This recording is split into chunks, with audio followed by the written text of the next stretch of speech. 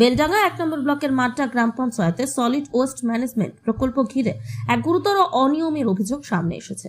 গত 6 সেপ্টেম্বর 2025 তারিখে সরকারের একাধিক দপ্তরে পাঠানো একই ইমেলে দাবি করা হয়েছে সরকারের অর্থ ব্যয় হলেও প্রকৃতপক্ষে সাধারণ মানুষ সেই সুবিধা থেকে বঞ্চিত হচ্ছেন।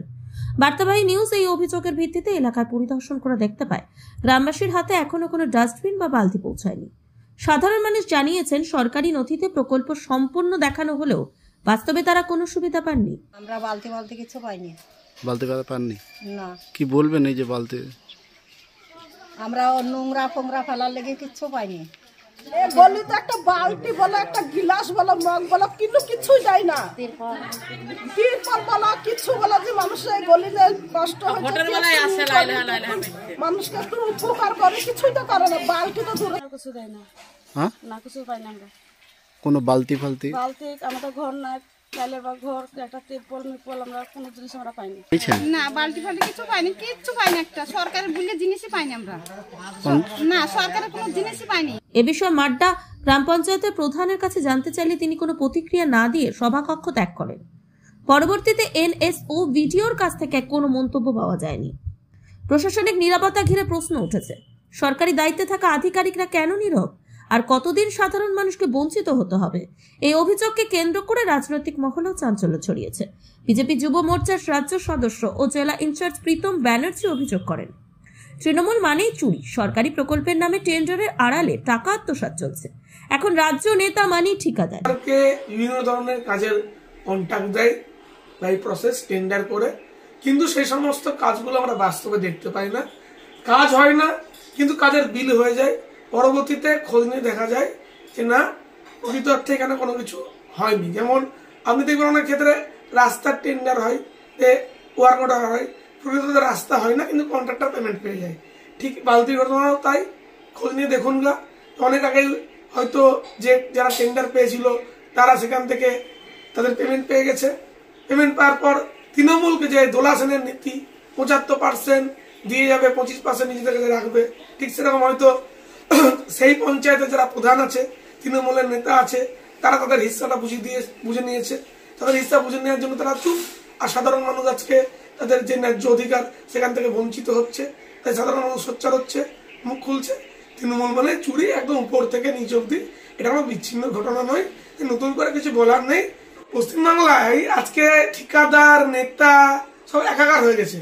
যেই ঠিকাদার সেই নেতা, আবার সেই পেমেন্ট পাচ্ছে। কিরকম? ধরুন কোন নেতা তার বকলমে, তার ভাইয়ের নামে, তার স্ত্রীর নামে, তার বোনের নামে, তার জামাইবোর নামে বিভিন্ন কোম্পানি রেজিস্ট্রেশন করছে, তাদের নামেই ওয়ার্ক অর্ডার হচ্ছে। এবং নীল সাদা সাইকেল কে দিত? কোন নেতার আত্মীয় দিত? সবুজ সাথী সাইকেল বা নীল সাদা রঙের টেন্ডার কারা পেয়েছিল? ঠিক দেখুন না, এখানে হয়তো যারা টেন্ডার পেয়েছিল তারা হয়তো তৃণমূলের শাসক দলের কোন নেতার আত্মীয় বা নেতা ডাইরেক্ট বকলমে করছে। আর এর প্রতিবাদ করার ক্ষমতা WBCS অফিসারদের নেই। WBCS অফিসার মেরুদণ্ড বিকিয়ে দিয়েছে। আর যে কজন অফিসার মেরুদণ্ড সোজা রেখেছে তাদের অবস্থা লালগোলার ভিডিওর মতো। ভিডিওর বাড়িতে ঢিল ছুটছে, ভিডিও পুলিশে কমপ্লেন করছে, দুজন অ্যারেস্ট হচ্ছে, তারপরের দিন বেল পেয়ে যাচ্ছে। তৃণমূল দলের তো তারাই অ্যাসেট। তাই এটা কোনো বিচ্ছিন্ন ঘটনা নয়।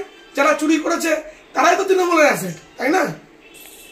কংগ্রেসের পঞ্চায়েত সমিতির প্রাক্তন সহসভাপতি মোহাম্মদ শারুদ্দিন শেখ দাবি করেন, মাড্ডা পঞ্চায়েতে প্রথম বিরোধীদের সংখ্যাগরিষ্ঠতা থাকলেও তৃণমূল টাকার বিনিময়ে মেম্বার কিনে বোর্ড গঠন করেছে।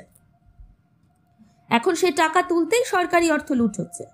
তবে আগামী দিনে মাড্ডার মানুষ তৃণমূলকে ছুঁড়ে ফেলে দেবে। টেন্ডার হোক বা অন্য কোনো ফান্ডিং আসুক, তারা কলমে টেন্ডার না করে আত্মসাৎ করছে, এগুলোই স্বাভাবিক।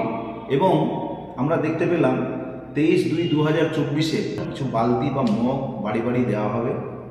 সেইখানে 1 বছর পরে 9/7/2025 সেই টেন্ডার দেওয়া হয়, নোটিশ জারি হয় 1 বছর আগে।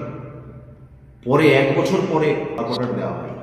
1 বছর পরে ভাবুন, 1 বছর পরে ওয়ার্ক অর্ডার দেওয়া হচ্ছে। তাহলে সেখান থেকে একটা বাড়িতেও একটি মগ বা বালতি এখনো পর্যন্ত গিয়ে পৌঁছায়নি। আমরা কংগ্রেসের তরফ থেকে বলতে চাই, এই দুর্নীতির বিরুদ্ধে আমাদের লড়াই শ্রী অধীর রঞ্জন চৌধুরী মহাশয়ের আমরা সৈনিক, রাহুল গান্ধীর আমরা সৈনিক। আমরা বলতে চাই, মাড্ডা গ্রাম পঞ্চায়েতের সাধারণ মানুষকে আমরা বলতে চাই, আগামী দিনে এদেরকে একটিও ভোট নয় কংগ্রেসের হাতকে শক্ত করার জন্য, 12 নয় 25-এ 25 সিট তুলে দেবে এই কংগ্রেসের হাতে। সিপিআইএম এর পক্ষ থেকে জানানো হয়েছে দুর্নীতির বিরুদ্ধে তারা হাইকোর্টে মামলা করার প্রস্তুতি নিচ্ছে। দেওয়ার নাম করে কয়েক লক্ষ টাকা এরা তুলে নিয়েছে, অথচ এই কাজ এরা করেনি। এ নিয়ে সমস্ত জায়গায় অভিযোগ করা হয়েছে। দেখি আমরা কি করতে পারি, প্রয়োজনে আমরা হাইকোর্টে কেস করে দেব। সরকারি আধিকারিকদের বেতন সরকারি তহবিল থেকেই দেওয়া হলেও তারা তাদের দায়িত্ব পালনে গাফিলতি করছেন, বরং এক শ্রেণীর দুর্নীতিগ্রস্ত নেতাদের সঙ্গে যোগসাজশ করে সরকারি প্রকল্পের অর্থ তসরূপের পথ খুলে দিচ্ছেন। মাড্ডা গ্রাম পঞ্চায়েতের এই প্রকল্পকে কেন্দ্র করে দুর্নীতি ও প্রশাসনিক উদাসীনতার চিত্র আবারও স্পষ্ট হলো। সাধারণ মানুষ বঞ্চিত, আর প্রশ্ন রয়ে গেল আদৌ কি সরকারি আধিকারিকরা তাদের দায়িত্ব পালন করবেন, নাকি দুর্নীতির সঙ্গে হাত মিলিয়ে এভাবেই চলতে থাকবে এক দুর্নীতির স্বায়ত্তশাসন। ব্যুরো রিপোর্ট, বার্তা বাহিনী।